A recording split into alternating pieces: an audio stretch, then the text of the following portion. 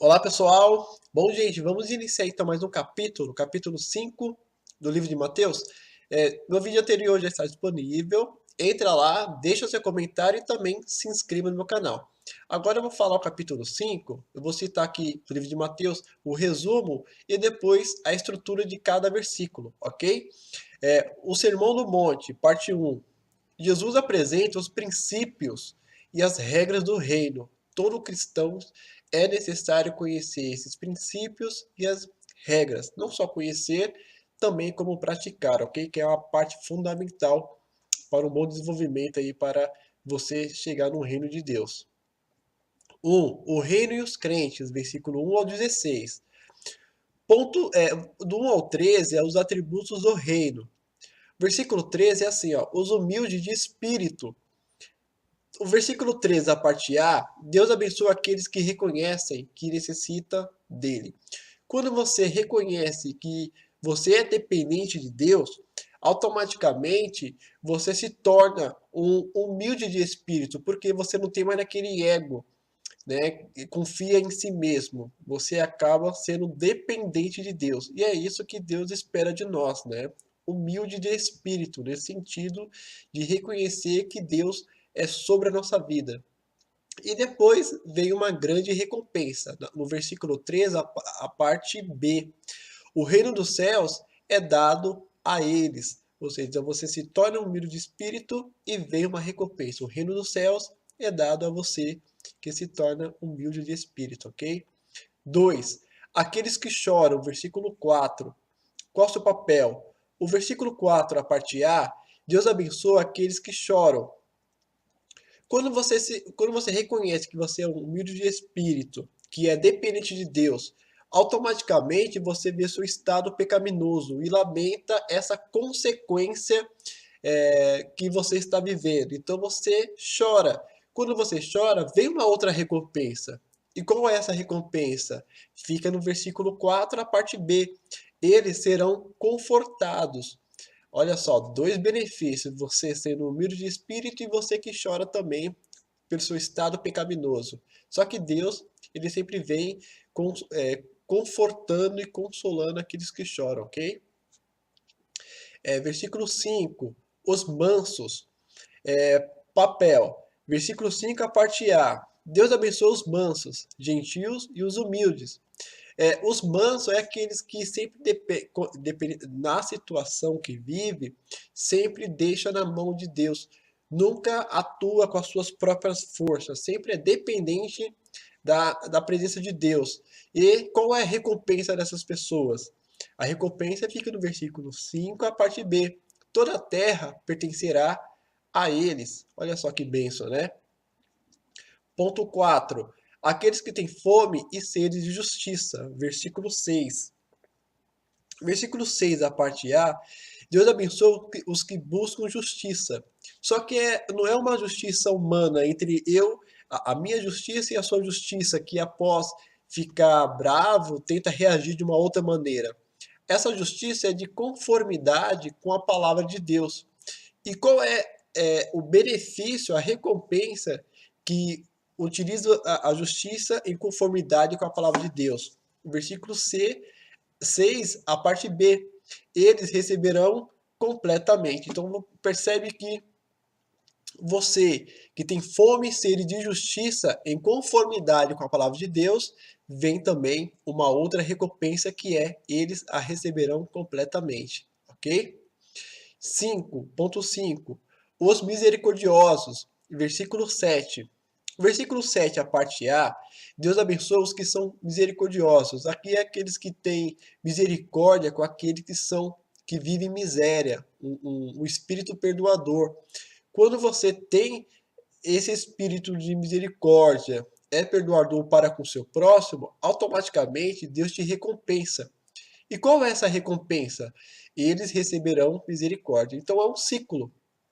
Você tem misericórdia, um espírito perdoador para com seu próximo, com seu irmão, e automaticamente Deus, ele te abençoa, ele te dá misericórdia também através da misericórdia dele e vai também te perdoando da mesma forma que você abençoa o próximo. É um ciclo, né? 6.6, né? Versículo 8. Os puros de coração. Versículo 8, a parte A. Deus abençoa aqueles cujo coração é limpo. Eu deixei aqui destaque. Salmo 24, versículo 3 e 4. Estou com a Bíblia aberta aqui. Deixa eu ler aqui, ó. Salmos 24, versículo 3 e 4. Quem poderá subir ao monte do Senhor? Quem poderá entrar no seu santo lugar? Aqueles que têm a mão limpas e o coração puro, que não recorre aos ídolos, nem jura por deuses falsos. Ou seja, vem uma recompensa àqueles que têm o coração limpo, e eles verão a Deus. Para você ver a Deus, né, é necessário ter um coração limpo, sem ódio, sem ira, sem rancor do seu próximo, sem nenhuma palavra torpe, nada. Devemos sempre manter o coração limpo, e claro, sempre pedir a graça de Deus na nossa vida, que possamos trabalhar essa área, né? Sempre é necessário pedir para Deus que tenhamos um coração limpo, uma mente limpa. Aí onde vem uma grande recompensa, que é o versículo 8, a parte B. Eles verão a Deus, ok? Versículo 9, os pacificadores. Versículo 9, a parte A. Deus abençoa aqueles que trabalham em busca de paz. Em qualquer lugar que você esteja, onde tiver briga, é necessário você levar paz. Você se torna uma pessoa pacificadora, né? Pacífica, de pacificadores, versículo 9 aqui, você traz paz em qualquer ambiente, em qualquer lugar que você esteja. Qual será o benefício? A recompensa, versículo 9, a parte B. Eles serão chamados filhos de Deus. Querendo ou não, você acaba se destacando, né? Porque a glória de Deus se manifesta através da sua vida e você se destaca. Porque você está levando paz, a luz sobre aquele povo, sobre aquele ambiente. Ponto 8. Aqueles que são perseguidos por causa da justiça. Versículo 10 ao 12.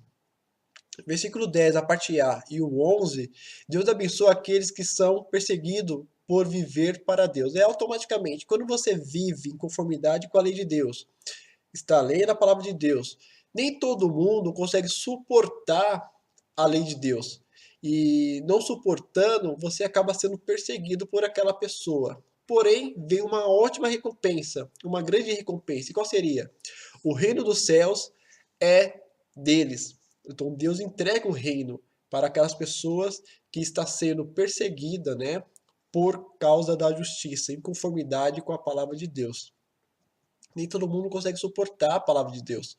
Então, automaticamente, você será perseguido.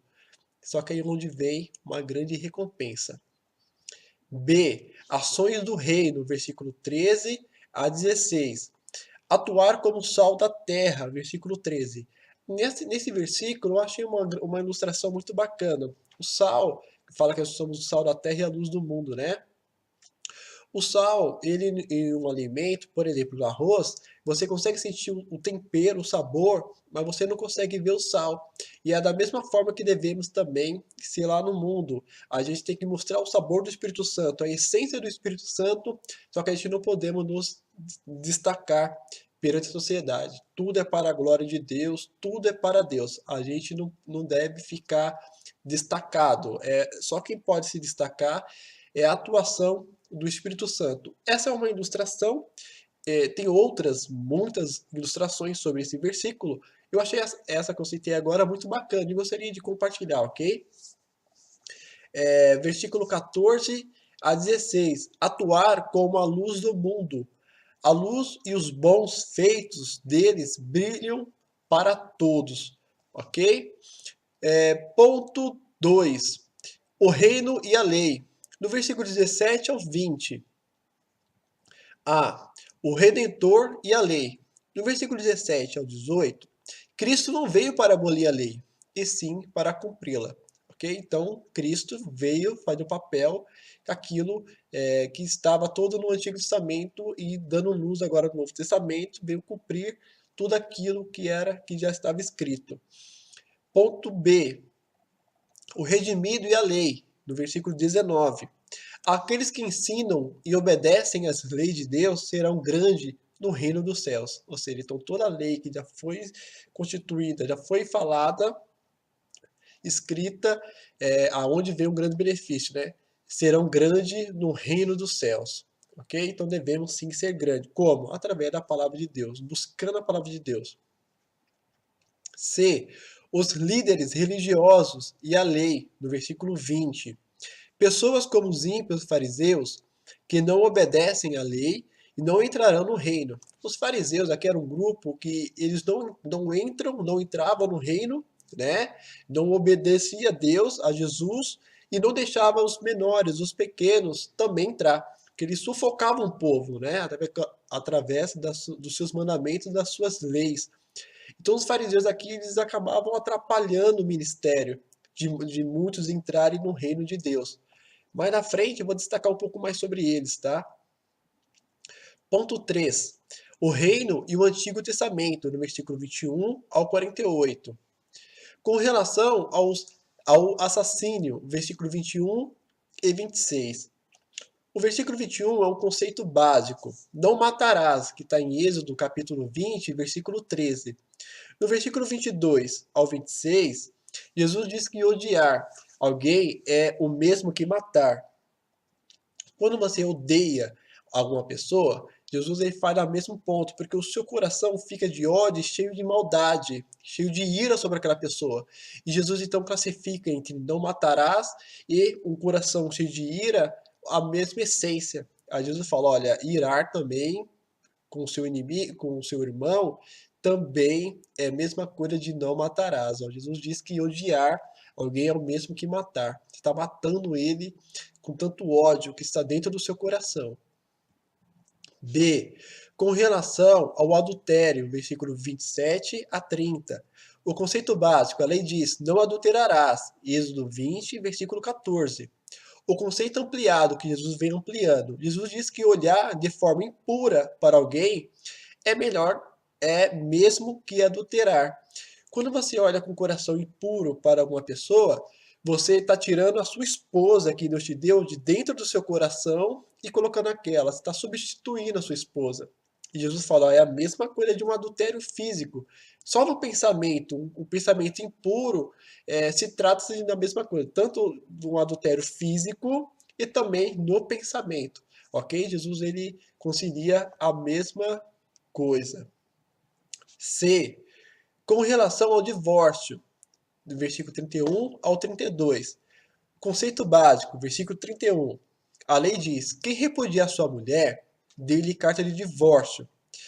O ponto 2, Jesus amplia, versículo 32. Jesus diz que o divórcio ilegal e o novo casamento são a mesma coisa que o adultério. Ou seja, então, quando você separa da sua esposa ou do seu marido e casa com uma outra pessoa, você continua também no adultério, tá? D. Com relação ao juramento, versículo 33 ao 37. Conceito básico, versículo 33. A lei diz: cumprirás para com o Senhor o teu juramento, que está em Deuteronômio 33, 23 e 21. Só que Jesus ele vem ampliando o versículo 34 ao 37. Jesus diz: de maneira nenhuma jureis. Um simples sim ou não deve ser o suficiente. Ou seja, então a gente perante todo mundo, né? Tem que ser sim, sim ou não, não. Devemos exercer esses mandamentos aí que Jesus está ampliando para a nossa vida. E com relação à retaliação, versículo 38 ao 42 do livro de Mateus, tá, gente? O conceito básico, versículo 38, a lei diz olho por olho e dente por dente. No livro de Levítico, versículo 24 a 20, é muito interessante esse trecho que fala olho por olho. Não é para nós executar esse versículo. Esse daqui era caso de juiz, algo de tribunal, que exercia a lei perante o povo, perante a sociedade. Não é o povo, cada um executando olho por olho, dente por dente. Era um tribunal, era um juiz que aplicava essa lei perante o povo, ok? Então, eu já ouvi muitas pessoas falar olho por olho mesmo. Só que a gente não pode aplicar isso perante nossos irmãos, de jeito nenhum. Quem deve aplicar isso é a lei, que seria o juiz, os tribunais que aplicavam essa lei, ok? Prova disso também, eu destaquei aqui o Levítico 19, capítulo 18, que diz assim, ó: não te vingarás nem guardarás ira contra os filhos do teu povo, mas amarás o teu próximo como a ti mesmo. Aí, ó, Deus sempre pediu, né, e continua pedindo para que nós ama o nosso próximo. Pede para que a gente ama os nossos familiares, nossos vizinhos, todos, sem exceção. Então, em nenhum momento Deus ele pede para que você faça olho por olho e dente por dente para com o seu próximo, tá, gente? Deus, ele é amor e passa e transmite esse amor para nós e a gente tem que passar para aquelas pessoas que não conhecem a palavra de Deus, ok? Aí vem o conceito, vem uma ampliação da parte de Jesus. Jesus diz para dar a outra face e fazer mais do que é exigido, ok? Outra face é quando alguém te maltrata, você retribui com amor. Aí onde você está dando uma outra face, ele vai reconhecer que tem algo diferente em você. E o nome de Deus é glorificado, ok? F.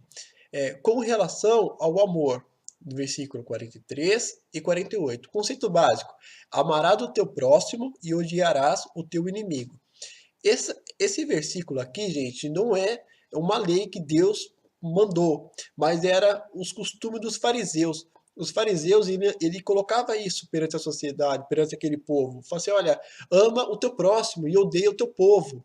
Só que Jesus, observando, ele já aproveitou e no versículo 44 e 48, Jesus diz, ó, amais o vosso inimigo e orai pelo que vos persegue. Então Jesus ele vem na contramão dos fariseus, né? Os fariseus eles falavam: "Ah, vamos amar o nosso próximo e odiar nossos inimigos", e colocava isso no povo, na sociedade. Só que Jesus não, Jesus muda todo o cenário. Jesus vem ampliando para o bem. No versículo 44 e 48, Jesus diz: amais o vosso inimigo e orar pelo que vos persegue. Ok?